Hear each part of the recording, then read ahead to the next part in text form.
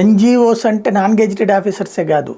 ఈ ఏదైతే non governmental organisations అంటే సేవా సంస్థలు వాళ్ళకి కొన్ని ఎగ్జంప్షన్స్ ఇస్తారు విదేశీ విరాళాలు తీసుకోవడానికి. అది ఆ విరాళాలని ఖచ్చితంగా ఆ పర్పస్ కిందనే ఖర్చు పెట్టాలి. కానీ మత మార్పిడులకి దాన్నే వినియోగించుకుంటున్నారు. ఫర్ ఎగ్జాంపుల్ ఒక సంస్థకి ₹1,00,00,000 విరాళం విద్య కోసం అని వచ్చిందంటే ఇక్కడ అది స్కాలర్షిప్ల రూపంలో ఇవ్వడం, లేదంటే స్కూళ్ళలో చదువుతున్న పిల్లలకి పుస్తకాలు ఇట్లాంటివి ఇవ్వడం చేయాలి. కానీ వీళ్ళు ఏం చేస్తారంటే ఇప్పుడు మనకు ఎక్కువగా క్రిస్టియన్ స్కూల్స్లో జరిగేటువంటిది, ఈ స్కూల్స్లో ఉన్నటువంటి పిల్లలు దగ్గర ఫీజులు ఎట్లాగో తీసుకుంటారు. తీసుకుని అమెరికా, యూరప్ దేశాల్లో ఉన్నటువంటి క్రైస్తవ సంస్థల ద్వారా వీళ్ళందరికీ పేదవాళ్ళని, వీళ్ళకి చదువులు చెప్పడానికి డబ్బులు ఇబ్బంది పడుతున్నారు కాబట్టి వాళ్ళని స్పాన్సర్ చేయమంటారు.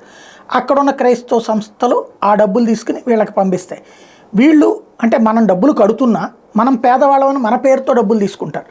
ఈ డబ్బులతో వీళ్ళు ఒక ఆర్గనైజేషన్ సెట్ చేసుకుని తర్వాత ఈ డబ్బులు ఎవరైతే మత మార్పిడులకు వాడుతూ ఉంటారు, అంటే నీకు అనారోగ్యంగా ఉంది, నువ్వు గనక మా దేవుడి దగ్గరికి వచ్చి గనక నువ్వు ఇట్లా మతం మారితే నీకు కొంత డబ్బులు వస్తాయి, ప్లస్ నీ ఆరోగ్యము బాగుపడుతుంది, ఇట్లాంటి చెప్పి మత మార్పిళ్ళు చేసేటటువంటి వాళ్ళు బోలెడంతమంది. అట్లాంటి ఎన్‌జీఓలకు సంబంధించి ఇప్పుడు మోడీ సర్కార్ వచ్చాక ఖచ్చితంగా లెక్క చెప్పాలంటున్నారు. ఏ పర్పస్ కింద డబ్బులు తీసుకున్నారో అది లెక్క చెప్పమంటున్నారు. అట్లా కానటువంటి వాళ్ళే రెన్యువల్ చేయలేదు, అలా చాలా వరకు ఆగిపోయింది.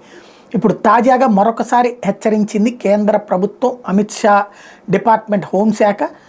ఎన్‌జీఓలు ఏ పర్పస్ కింద అయితే వైద్యం కింద తీసుకుంటే వైద్యానికి ఖర్చు పెట్టాలా, విద్య కింద తీసుకుంటే విద్యకు ఖర్చు పెట్టాలి, కానీ మత మార్పిడి ఖర్చు పెడితే మాత్రం తీవ్ర పరిణామాలు ఎదురవుతాయి హెచ్చరించారు.